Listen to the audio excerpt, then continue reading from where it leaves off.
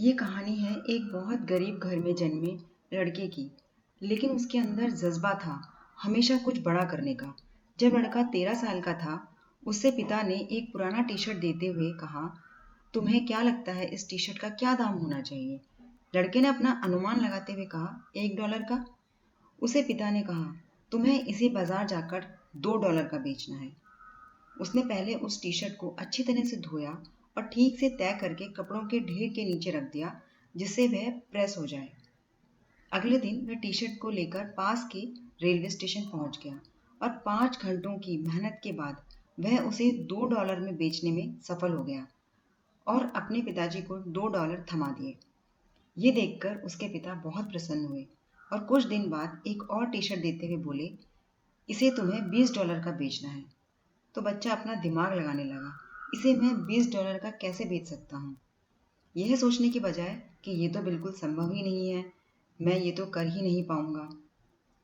इस बार उसने अपने दोस्त की मदद से उस पर मिकी माउस का स्टिकर लगा दिया और शहर जाकर एक बड़े स्कूल के सामने, जहाँ अमीर घरों के बच्चे पढ़ने आते थे, वहां पर खड़े होकर उसे बेचने लगा। एक छोटे बच्चे ने अपने पापा से कहकर वह टी शर्ट खरीदवा ली। वह लड़का खुशी खुशी अपने घर गया और पिता को $20 थमा दिए। उसके पिता ये देखकर बहुत खुश हुए और बोले, तुम अपने जीवन में बहुत अच्छा करोगे। कुछ दिनों बाद उसके पिता ने उसे एक और टी शर्ट देते हुए कहा, जाओ इसे $200 का बेच कर आओ। इस बार अमाउंट काफी ज्यादा था, लेकिन हर बार की तरह इस बार भी उसने ये नहीं सोचा, ये तो हो ही नहीं सकता और मैं कर ही नहीं पाऊंगा, बल्कि उसने हर बार की तरह यही सोचा कि मैं ये कैसे कर सकता हूँ। इस बार उसने सोचने के लिए थोड़ा टाइम लिया। अचानक उसे एक आइडिया आया। हुआ यूं कि पास ही शहर में एक बेहद खूबसूरत और पॉपुलर हॉलीवुड एक्ट्रेस आई हुई थी।